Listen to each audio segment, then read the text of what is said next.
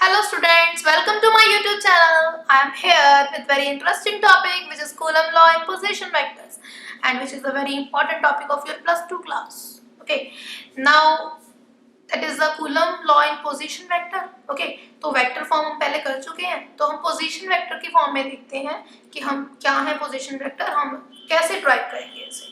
तो position vector के लिए थोड़ी सी आपको अपनी प्लस 1 की क्लास को थोड़ा सा रिमाइंड करना होगा। तो पोजीशन वेक्टर आपको पहले पता होना चाहिए ना कि पोजीशन वेक्टर क्या है। चलो नहीं पता तो मैं बता दूंगी कि position vector which gives you the position from the reference point और फ्रॉम ओरिजिन। तो डायग्राम थोड़ा सा बड़ा बना लेते हैं ताकि आपको क्लियर हो जाए। तो इसके लिए मैंने क्या किया कि दो चार्जेस लिए, ठीक है। तो मुझे करना क्या है, मुझे फोर्स फाइंड करनी है, ठीक है। Let's say I have two charges, that is Q1, that is Q2। Okay, तो इनको मैंने कुछ डिस्टेंस पे रखा। तो हमने वेक्टर फॉर्म में क्या किया था कि ये जो चार्जेस थे हमने क्या किया, इनको सीधे रखा था और इनकी कोई ओरिजिन से कोई रेफरेंस पॉइंट से पोजीशन कंसिडर नहीं की। तो अब मैंने क्या किया, यहाँ से एक रेफरेंस पॉइंट कंसिडर किया। ओके, तो ये मेरा चार्ज Q1 है, ठीक है। तो मेरे रेफरेंस पॉइंट से इस चार्ज की पोजीशन को जो डिफाइन करेगा that is a position vector of charge Q1। Similarly मेरे रेफरेंस पॉइंट से जो चार्ज की पोजीशन Q2 को डिफाइन करेगा that is R2 position vector। Okay, that mean R1 is the position vector of Q1 and R2 is the position vector of Q2। Okay, now next क्योंकि vector form है तो हमें direction भी consider करनी होगी force की। तो दोनों क्या हैं, लाइक चार्जेस हैं, लाइक चार्जेस हैं तो रिपेल करेंगे। देन फर्स्टली फर्स्ट चार्ज पे फोर्स लगी है जिस सेकंड के कारण, that will be in this direction, that is force on first due to second, repel करेगा ना इसलिए। देन सिमिलरली सेकंड पे फोर्स लगी है फर्स्ट की वजह से। ओके, रिपल्सिव फोर्स है तो इसको धकेलेगा कि जा भाई, ठीक है।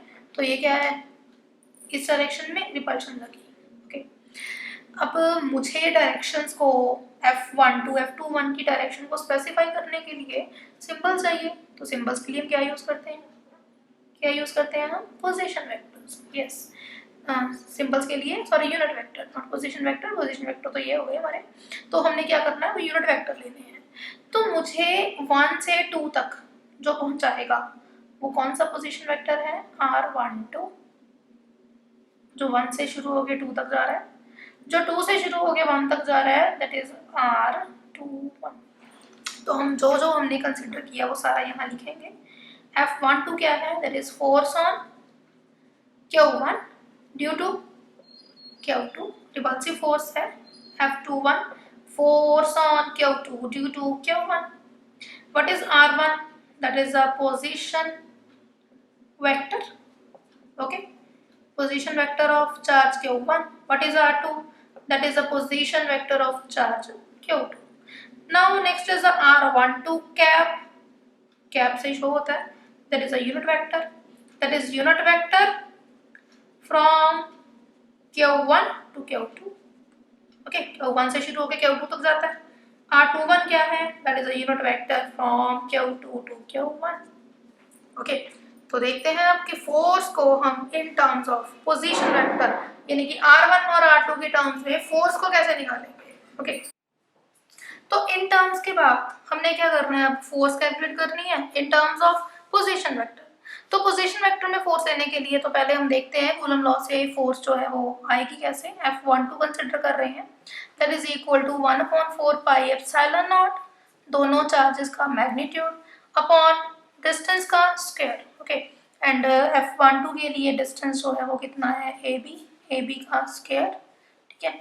ये तो था हमारे पास इसका मैग्नीट्यूड, साथ में क्या लेनी है, हमने डायरेक्शन लेनी है। तो F12 के लिए मेरा कौन सा पोजीशन वेक्टर है, सॉरी यूनिट वेक्टर है, दैट इज R21।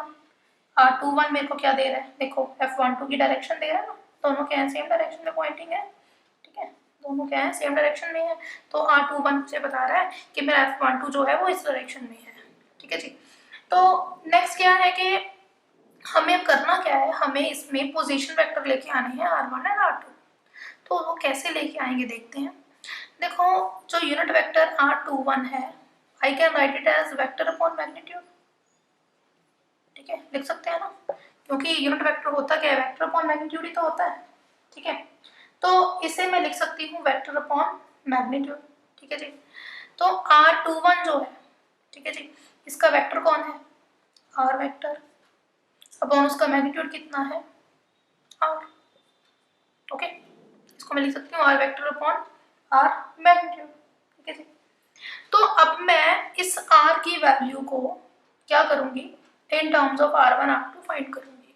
कैसे करूंगी, by using triangle law of vector addition, जो आपने +1 में ऑलरेडी पढ़ा हुआ है। वेक्टर एडिशन का ट्रायंगल लॉ लगाएंगे। ठीक है, जिसमें हमने क्या पढ़ा है कि दो वेक्टर्स को ऐड करके थर्ड वेक्टर जो ऑपोजिट डायरेक्शन में पॉइंटिंग है वो हमें रिजल्ट देता है। तो इसमें अब ट्रायंगल लॉ कैसे लगाएंगे, ये ट्रायंगल है OAB। ठीक है जी, ट्रायंगल लॉ कैसे लगाएंगे, जिस डायरेक्शन में आपकी फोर्स है आप उसी डायरेक्शन में लगाओगे। कैसे कि अगर मेरी फोर्स F12 इस डायरेक्शन में है तो इसके लिए मुझे फर्स्ट वेक्टर इसे कंसिडर करना पड़ेगा, second vector is this and resultant is this. Okay, अगर मेरी फोर्स इस डायरेक्शन में है then first vector is this, second is this. अगर मैं ये वाली फोर्स कंसिडर करती तो मैं ट्रायंगल लॉ कैसे लगाती, first vector second vector and that is the resultant. Okay, तो इस केस में मैंने ट्रायंगल लॉ लगा दिया, वेक्टर एडिशन ऑन ट्रायंगल। कौन सी ट्रायंगल पे लगाया है, OAB पे। तो इसके लिए मैं कैसे लगाऊंगी, अब ए में मेंशन करने की जरूरत नहीं है कि इधर को लगेगा इधर को लगेगा, इस ये अंडरस्टैंडिंग है आपकी। ठीक है, ये अंडरस्टूड है कि हम ऐसे ही लगाएंगे इसको। तो OB वेक्टर, क्योंकि हमने इस डायरेक्शन की बात करनी है ना, OB vector plus BA vector that is equal to OA vector. क्यों, क्योंकि मुझे R वेक्टर की वैल्यू इस डायरेक्शन में निकालनी है। ठीक है, OB plus BA that is equal to OA। Okay, what is the value of OB, that is R2 plus BA that is R vector that is equal to OA की value that is R1।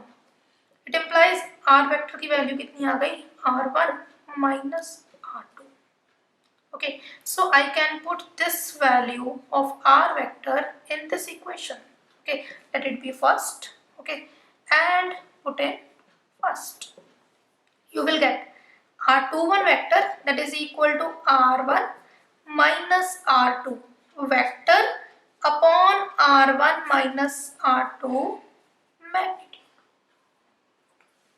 Now I can write this value in F12, therefore force F12 that is equal to 1 upon 4 pi epsilon naught Q1 Q2। Now AB is again magnitude। okay, then इसकी value हम वही fill करेंगे जो हमारे इस case में बनती है। कितनी बनती है मैग्नीट्यूड की value, R1 minus R2 square into this value of R21 that is R1 minus R2 vector upon R1 minus R2 magnitude. Okay, I can also write it as F12 that is equal to 1 upon 4 pi epsilon naught Q1 Q2 R1 minus R2 vector upon R1 minus R2 because ये दोनों क्या है, magnitude है, इसकी power जो है वो 2 है, इसकी 1 है, 2 plus 1 that becomes 3। okay, then that is F12 force। okay, जो कि ये हमारे फर्स्ट चार्ज पे लग रही है, तो फर्स्ट चार्ज पे लगी हुई फोर्स जो है पोजीशन वेक्टर की टर्म्स में हमने निकाल ली। तो सिमिलरली यू कैन से कि F21 अगर हमें फाइंड करनी है तो कितनी आएगी, 1/4 pi epsilon naught Q1 Q2। Then instead of R1 minus R2, ठीक है, मैं जैसे मैंने पहले आपको बताया कि हम अगर इस फोर्स की बात करेंगे तो ट्रायंगल लॉ कैसे लगाएंगे, that is the first vector, that is the second vector and that is the third vector. Okay, तो मैं यहाँ थोड़ा सा आपको बता देती हूँ लिख के। तो अगर मैं इस केस की बात करती हूँ तो इस केस में जो फोर्स लगेगी, ठीक है, वो इस डायरेक्शन में है। तो इस डायरेक्शन में अगर हम R वेक्टर की वैल्यू फाइंड करेंगे तो for that my OA vector that is the first vector, AB vector is the second vector which is equal to third OB vector. Values fill कर देते हैं। OA की value R1 plus ABR that is equal to R2, then in this case R is equal to R2 minus R1, that is a difference। okay, that means The other factors remain same. Okay, only the difference is instead of r1 minus r2 you will take r2 minus r1, okay, upon r2 minus r1, okay, magnitude cube, okay. Okay, that is a force which will act on second charge due to first charge, ठीक है जी। तो हमने क्या किया, हमने दोनों forces को, जो फर्स्ट चार्ज पे लग रही है और जो सेकंड चार्ज पे लग रही है, दोनों को हमने पोजीशन वेक्टर की फॉर्म में निकाल लिया। पोजीशन वेक्टर कौन कौन से हमारे, r1 एंड r2, ठीक है जी। तो इस आर्टिकल को डीपली पढ़िएगा, हमारी वीडियो को बड़े ध्यान से देखिएगा, ठीक है जी। और लाइक करना, शेयर करना, सब्सक्राइब करना मत भूलिएगा। Thank you.